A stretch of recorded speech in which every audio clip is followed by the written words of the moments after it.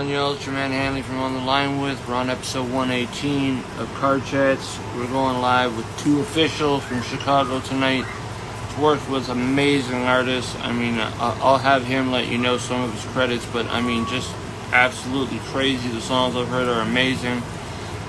So yeah, as always, I don't have anything on right now. I forgot to throw it on, but the episode, as usual, is sponsored by Diamonds Rising. Go check them out at Diamonds Rising. And we're going to get two official in here right now.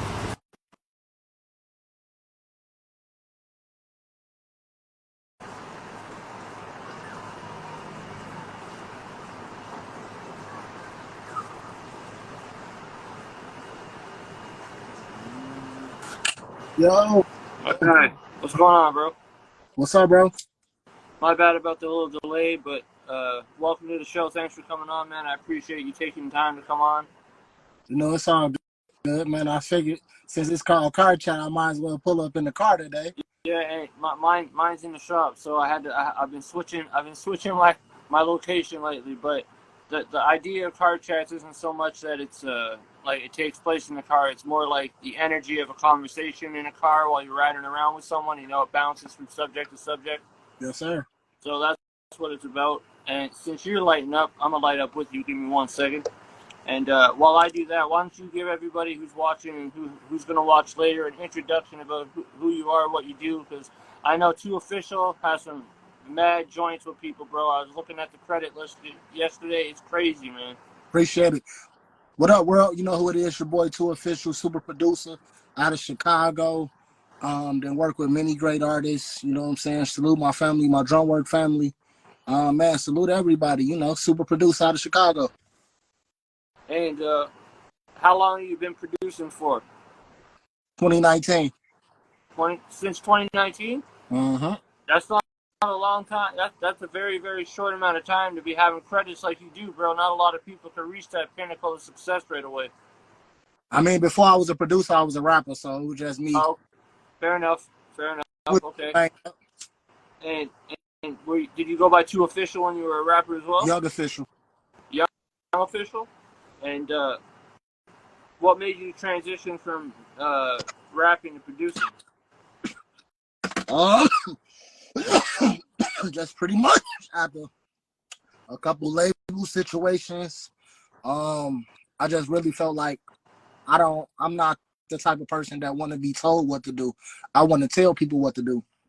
So for me, I figured out like the music industry, being in front of the camera really ain't for me. I'd rather be behind the camera because I can call the shots. I'd rather be the puppet. I'd rather be the puppet string puller than the puppet.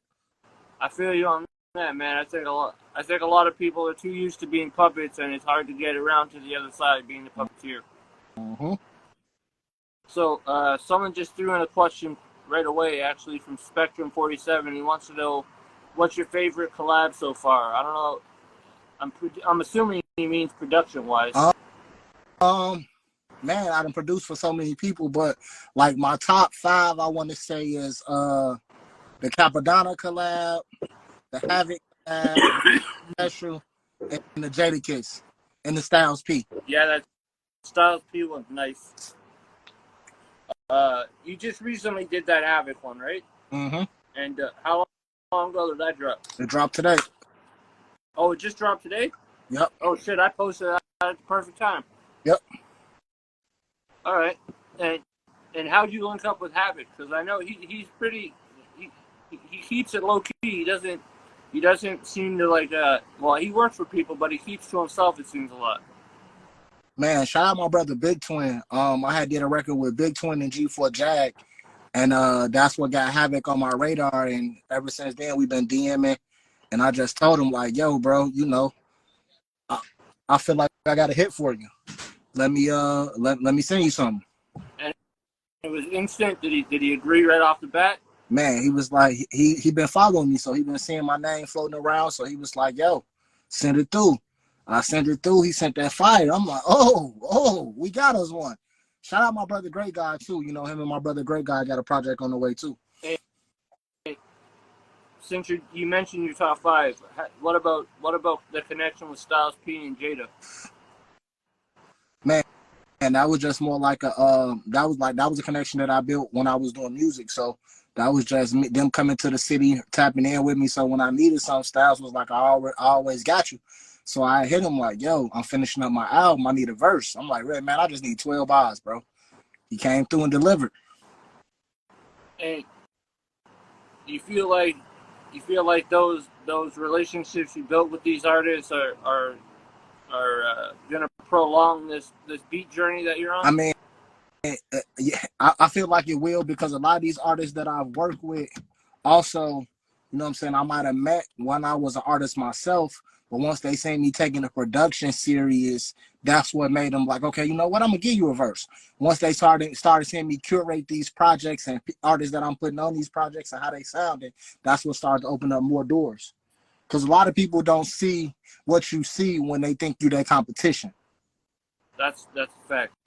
And with the beats that you're making, how would you describe them? What kind of sound would you say you're in tune with? Because from what I've heard, you're versatile. You have a lot of versatility. But like the artists you work with, they're the type. Those artists that you mentioned that you work with are some of the artists that have some of the best longevity in the game for years I now. mean, I think that's the key to the game, versatility.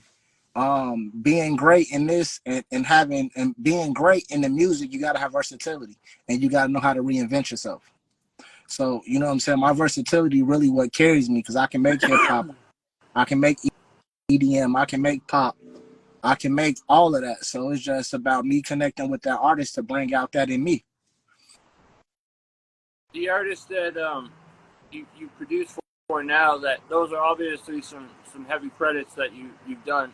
Who are some other artists that you want to work with? You just haven't gotten a response or reached out to them personally yet. um I mean, every artist that I've met that I wanted to work with, I really got a direct line with. So it's just me just reaching out or me just coming up with the right record or me coming up with the strategy plan for the record. It's like I got a Conway record, I got uh, a RJ Payne record, um I got another Rick Hyde record. Um, I got records, so for me, it's just really just curating my next project. I dropped 2 projects over the last 2 years, complete projects, which was Rap is Art, and then I dropped Rap Basel. So it's just really just getting ready for the continuation to the art series. And are you all have you always been from Chicago, or are you just there now? I always been from Chicago. I lived in a lot of places: Pittsburgh, Buffalo, Michigan, Florida. So you know what I'm saying. That's why I'm kind of so versatile because it ain't a place that I haven't lived and embraced the culture. Any Canadian artists that you've worked with? I work with Jay Roberts. He was just in here talking you up right there. Yeah, Shout out to Jay Roberts. Jay Roberts on the record that I got on one of my projects with Jaron Benton, SK from Drumwork. It's called Lyrical. I can't remember what the title is right now, but it's on my last project. Rap is Art, Rap Basel. So I done messed with a few Canadian DJs. Canada always showing love. Like that's one of my biggest markets outside of the US. And that was one of the key things that I wanted to tap in. I released a project with Jugs Diamonds under Snow Goons. So you know, just been building, just trying to build the name in other markets because my goal is to always reach other places. I want to tour the world soon. And what do you think your market, your second biggest market being Canada, is because we're so close to where you're at, or is it because of the sound? Um, I think it's because of the sound, some of the connections I've made. Um, I done messed with it, like I said, I done messed with the dump off DJs. You know, they in Canada. I got a few ties over there, so it's just me working and collabing with different Canadian artists. Um, and just me making music that translate. Who who are some of the DJs that you're connected with out in Canada?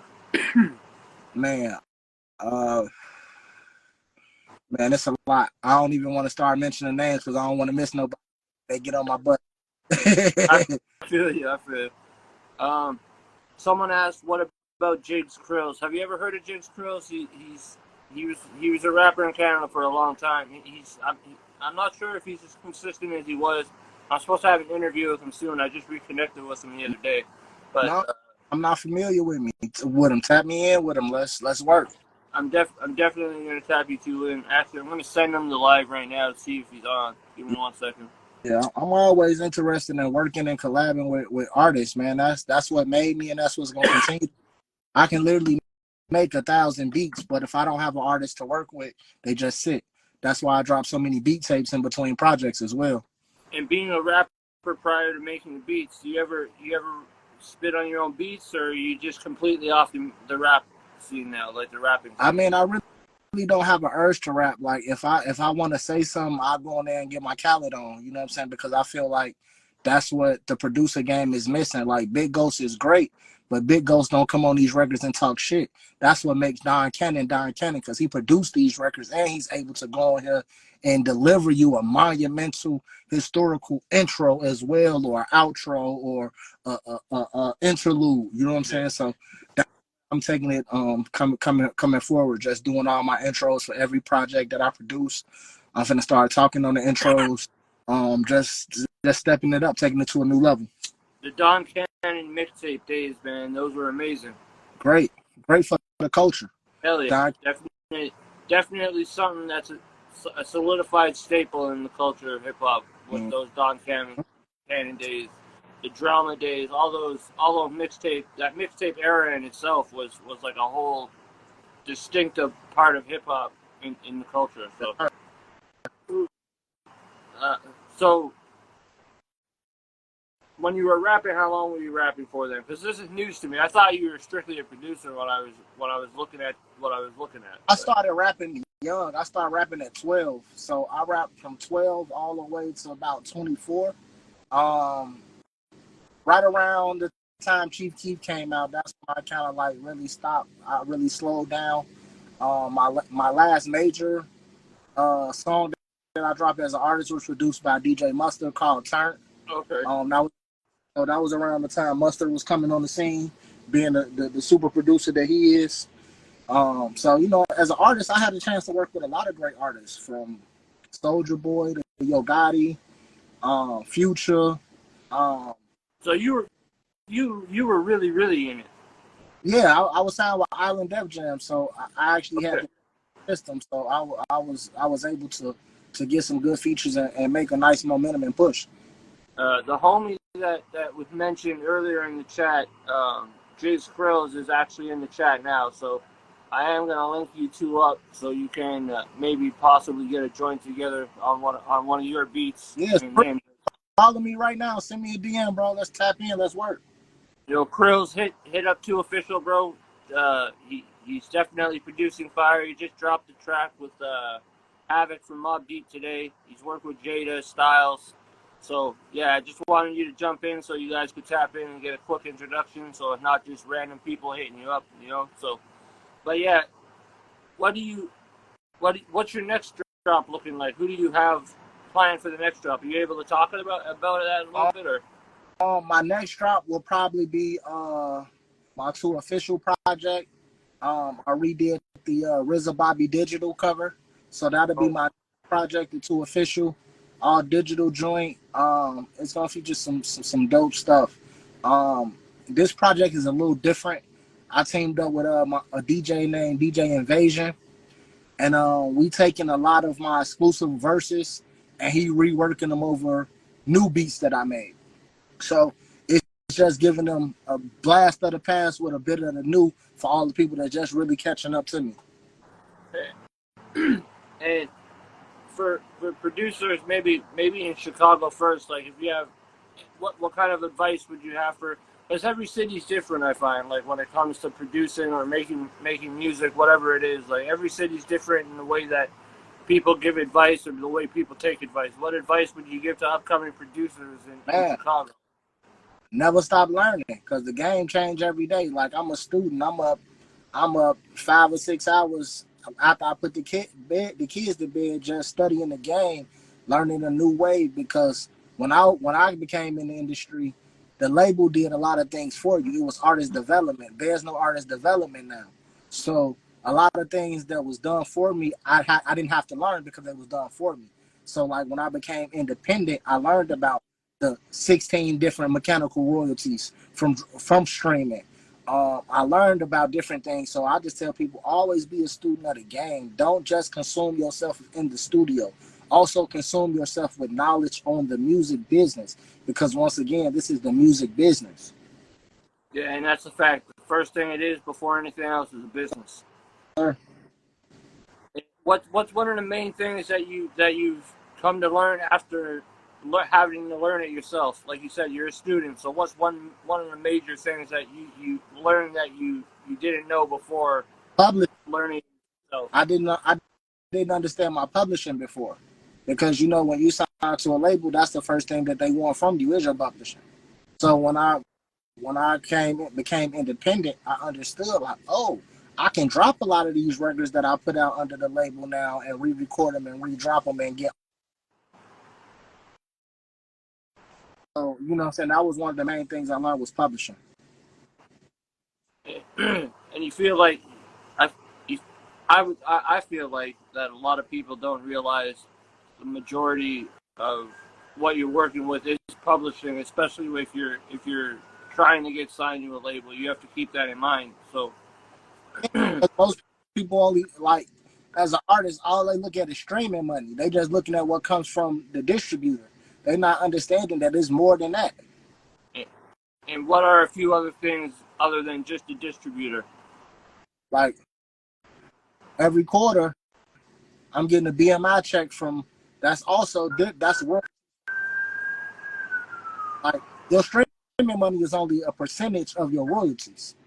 So yeah, you might get 500 a month on your TuneCore or your Symphonic or whoever your distributor are, but you still missing another half, another portion. So imagine you getting 500 here, you probably getting another 6, 7, 800 through royalties from BMI or ASCAP. That's true. Word.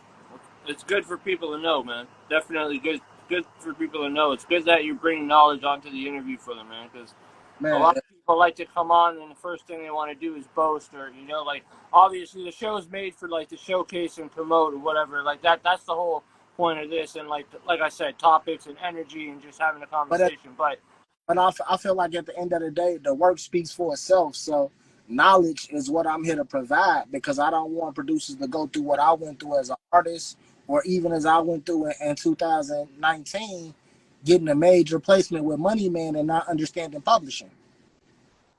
so what was so the publishing was a difficulty when you got a placement with Money Man? Yeah, because I was independent. I didn't understand publishing then, because I had just came, like when I stopped doing music, I had stopped doing music, so I was still getting publishing checks and royalty checks from songs that I had put out, but I didn't know that, okay, bam, I need to register as a publisher, and I need to register as a composer. I didn't know that I need to have an LLC for my business, so I can put my name under an LLC. I didn't know these things because at that time when I was signed to the label took care of 90% of the paperwork. You never seen what was going on. All you had to do was be an artist. Right. Another question just came in from Spectrum. Who was your biggest inspiration to start producing? My biggest inspiration to start producing, a fellow Chicago producer go by the name of Chase Davis. He produced for Lil Durk. He produced for a lot of the top artists in Chicago, G Herbo. He was one of the ones that got me back to producing, because when I stopped doing music, he used to come to my house every day. He like, bro, I don't care if I sit around you every day and make a beat. I'm gonna make you feel like you want to make a beat again. You just ain't gonna give up on music, even if you ain't rapping. And I credit him for that, because he did my first tag, and he also, sat around me and actually schooled me enough to make me want to get back to production. And after that, it's just the rest is history. You've just been constantly just being consistent with the beat making and Just getting the artists you got on. beat making and networking. Like most of my features came off networking. Don't be scared to spend your money to go to concerts. Don't be scared to spend your money to get meet and greet passes. Just understand that this is a business. So when you come into these artists, come correct as a businessman or a businesswoman. And in the drill scene in Chicago, as big as it is, have you had any work with any of the drill artists? I mean, I always make drill beats. Like I got a lot of stuff with local Chicago artists that got nice regional buzzes. Um, I done work with tons of artists. I'm versatile, so of course I make the drill. But any major placements with any like the industry established drill artists out right now? Um, I got some stuff in the work. A lot of records haven't dropped yet, but I do got some placements in the work. I can't mention them yet because I'm waiting on these paperwork to come back for these splits. But I do got some stuff on. So what what's your favorite type of hip hop to produce when you produce it, or beat in general? Because like you said, you could do EDM, you could do all that. So what do you prefer making when you're in the studio and your creative process is flowing? Off what my mind tell me to make. If I pull up a sound and it gives me inspiration, then that's where I'm going. Like I don't always make hip hop. I don't always make, you know what I'm saying, drill. I don't always make trap. So if you go to my SoundCloud or my SoundClick, you will see that it's almost 1,000 beats up there, and it's all different genres, all different moods, all different. It just depends on how I feel. Like when I go back in, depending on how I feel, I might make a hip hop beat. I might make an R&B. You know what I'm saying? It just depends on my feeling when I hear a sound. That Conway track that you mentioned earlier, is that out or planning on coming out in the future? That's coming out soon. Yeah, I'm a big Griselda fan, so I'm stoked to hear that. Yeah, salute Griselda, salute Drumwork, salute BSF. You know what I'm saying? Like that's the. We just had Ricky Hyde on the show a few weeks back, Yeah, actually. I got a joint out with Rick Hyde called Big Checks and Easy O'Hara and Rick Hyde. That's another joint I curated, produced. Shout out Rick Hyde. I got a little. Me and him got a 2-pack. We finna drop real soon with me and. So you know, I'm just always working. Like ain't too many artists that I ain't worked with. Shout out Fuego Bass from BSF. How about Heem? Have you worked with Heem from BSF yet? Ain't done with him yet, but that's next on my list. He's coming on the show soon too. We have plans for him to come on the show soon too. So that's dope. Yeah, I like him. Him flow is crazy, Yeah. and he's very good at freestyling too. So I know we can create some dope stuff. Salute my boy PR Dean. You know what I'm saying? He one of the best in the business at getting records out. One of the best at the business at curating records.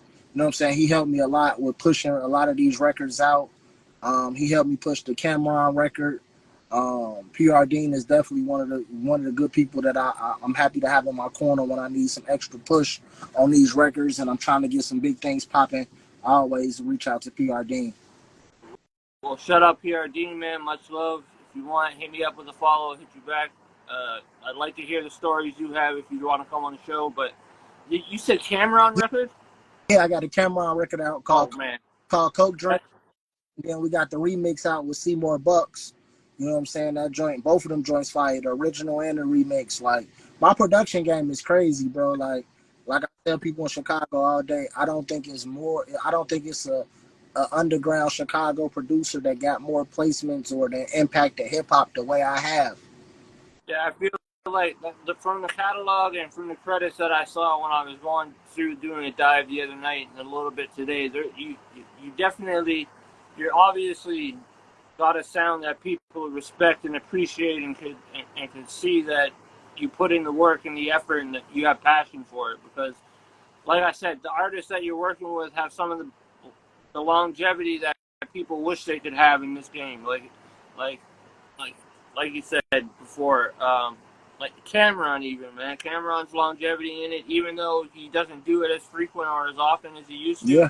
Whenever he puts something out, that fan base that he created, it's still there. It hasn't left. You know what I mean? Like it's still the same with Jadakiss and Styles, like and the Lots. So that's what I tell artists. Like I don't do it for Instagram. I do it for my cult fan base because my cult following is what sustained me. My cult following is what made me. That's what continues to carry me, and that's what brings me into even more new people. Like my cult following. Like you build a fan base, you gonna eat for life. You just gotta be able to feed them content. You gotta be able to feed them merch. You just gotta continue to feed them so they can continue to consume it.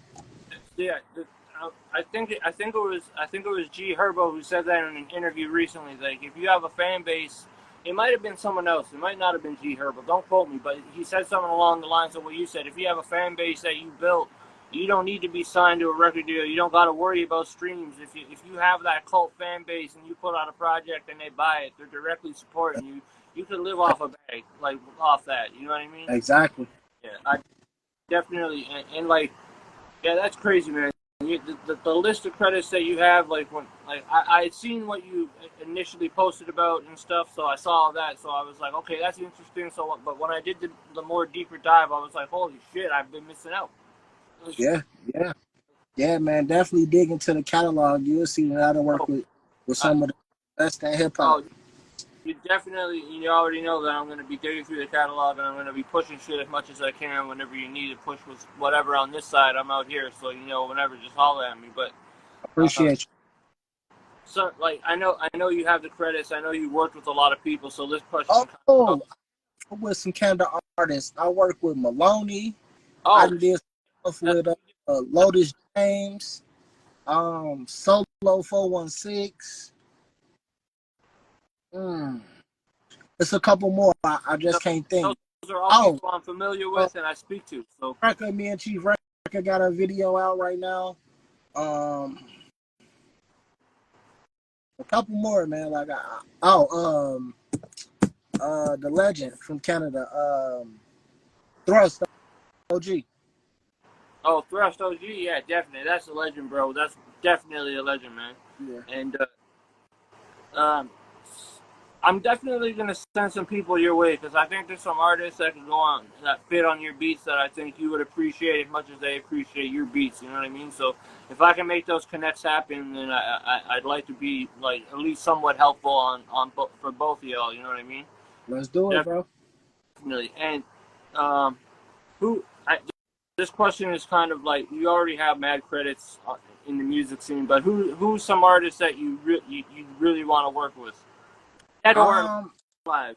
I mean, I'm heavy in watching artists like, man, I can't really say because I respect music. So it's like I come across a lot of dope artists and I'll be like, yo, I know if we link up, we'll make something crazy. Like, it's a lot of artists. Like, I'm open to work with whatever because I know how versatile I am. I can make whatever. So whatever it is that you're trying to make, hit me up. Let's make it. Like, I'm about making music, making hits. Like, it ain't always gonna be cut and dry. You know what I'm saying? So I understand that. So let's make something timeless. So definitely, and I feel like the music you're making is timeless if you're working with people with longevity like they have. So it's definitely something that they want to work on because they know that most of their music, if not all their music, is timeless. So they're not gonna just throw away something if they don't think it's gonna last the test of time. You know what I mean? Correct.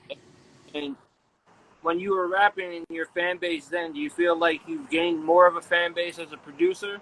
Yeah, yeah. I gained way more of a fan base as a producer. Because like I said, I stopped being competition. I started becoming somebody that you need. What do you think?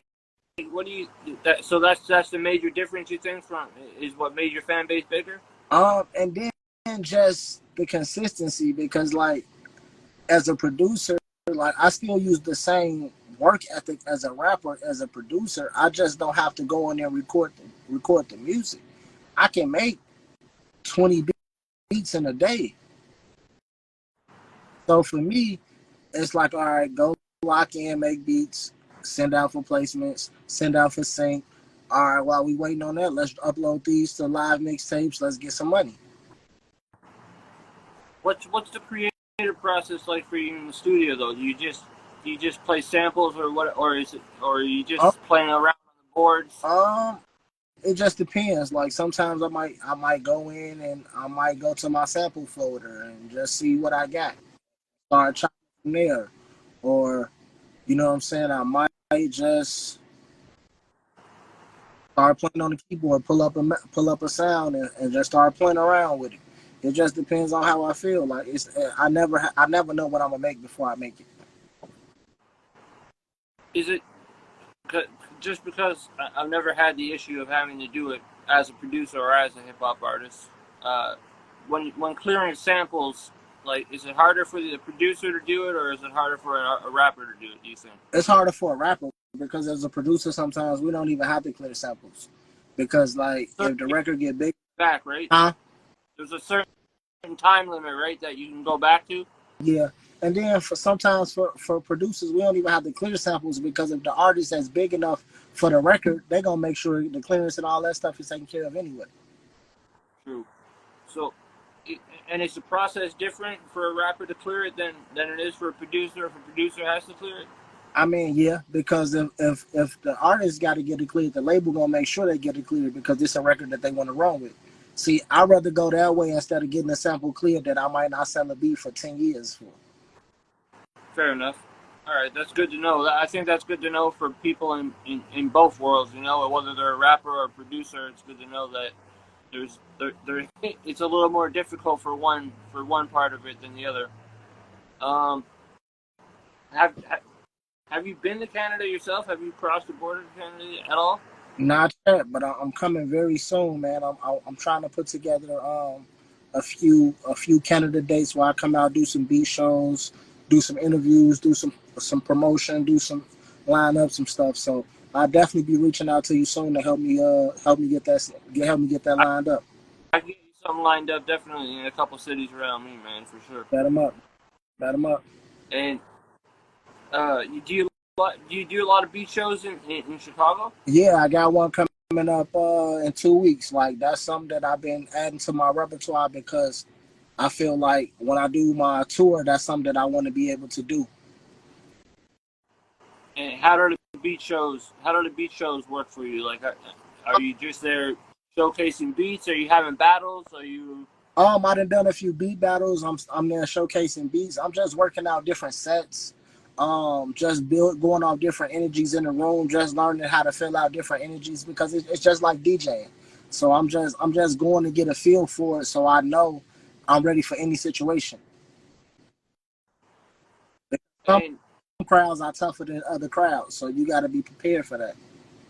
And do you feel like your stage presence? Because when you were a rapper, obviously you performed, so you had the feel for performing. Do you feel like that helped you with your stage presence when you're doing beat battle or not beat battle? Sorry, my bad. Beat showcase, yeah, things like that. And then it also helped me too because I'm good at talking shit. So like I might do a whole intro talking shit over the track and then let it play. It's just how I feel. You know what I'm saying? I never know what I'm gonna do until I get up there. I don't plan it. I just go off the feel. So just because I like the fact that I'm talking to you, I'm able to speak to you as you were a previous hip hop artist and now you're a producer. Do you have any good stories from when you were a hip hop artist, like memorable ones that just stand out right away when someone asks you? Man, probably traveled, you know. Yeah. So like, yeah, like touring with the game was fun. Like that was a different type of experience. When I met Snoop Dogg, I feel like his energy is always the way it looks, like online and offline. I feel like that energy is completely the same. Snoop Dogg is one of the coolest, man. Like, there's no person like him. Like, there's a reason they call him Uncle, bro. Every time around him, the energy is unmatched. Like, man, bro, it's like being around Busta Rhymes. Like, it's always love. Like, it's so much love and so much knowledge. I'm like a sponge. I'm just trying to soak it all up. And as a producer, what's any memorable things that have happened? Like maybe I don't know, maybe sending a beat to somebody and their response to it, or going somewhere showing beats. I mean, my most every studio experience for me is different, so it's always creates a different moment because it's just bonding and building with an artist. It's nothing like that when you're able to bond and build with an artist and create something dope. And when you work with those artists that you work with, were you in the studio when they were recording, or did you just send the beat and get the track back? Sometimes I was in the studio with them, and then some of the records was over email. Who were some of the ones you were in the studio with, like? Rick Hyde. Oh man, shit. The Styles P. I feel like the energy in a studio with Styles P is a lot of weed and a lot of focus. It's real chill. You know what I'm saying? It's real chill, laid back. I'm real mellow, so I'm quiet in the room until that beat come on. Then I got the most shit to say. I got the most advice because I want the record to be the best. I feel you. And What about for the Jada record? Was he in there with you? No, Jada has sent me the verse for that one. And how's the energy with Rick Hyde in the studio? Because he seems pretty laid back too when I was speaking with him. Yeah, Hyde is cool. Like I like Ricky. He's a real cool, mellow dude. You know what I'm saying? He brings I'm a chill person, so I think sometimes I easily connect with chill, laid back people. So it's just easy for us to work because it ain't no egos, it ain't no big eyes, little U's. It's like, all right, we coming together to make a hit. Let's do it. Definitely, bro. As you can see, I'm outside working tonight because I don't have the car, so it's getting dark right now, and I'm losing light. Even as pale as I am, you probably won't see me if it gets too dark. So what I'm gonna do is when you have the records that are coming up soon dropping, let's touch base for another episode. You're always welcome on anytime, bro. Hit me up. You know where to hit me on Facebook, on here, anytime, and you come on, promote, talk your shit. That's what the show's for, bro. But honestly, man, the fact that you have so many credits under your belt, and as a former artist, which I wasn't aware of, and that's no disrespect. That's just me taking the music all the time, not realizing who's who and what's Hey, man. what. And that's all I love. Like when I came back as a producer, I ain't tell people that I was a rapper for a long time because I didn't look at me as competition. Like, oh, he just trying to get around so he can rap on a song. Nah, I don't care about doing rap, bro. Like I really don't have no will to want to go in the booth and record a rap song. I want to make the best song that we can make. I'd rather produce it. But like I said, with those credits under your belt and the amount of infamy you have from doing these productions for people, I appreciate you taking the time to come on this podcast and talk with me, man, because it was nothing but just a simple reach out asking if you'd be down, and instantly you said I'm with it. So I want to thank you for that. If you have anybody that you want or would like to see on the show, like you want to send them my way, let me know, bro. I'd love to have anybody on. Anyone you're working with that you feel that could benefit of having an interview, I got you. I'll help whoever you need out. Just let me know, dog. And yeah, I appreciate you coming on. We'll touch base again soon because, like you said, you're consistent, so I'm sure you'll be on multiple times, and you're always welcome. Yes, sir. I appreciate you, bro. And don't forget.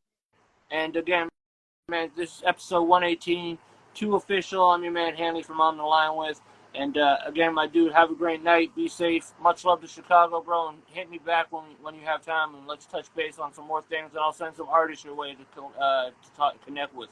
Much love, brother. I appreciate you. All right, brother. Peace.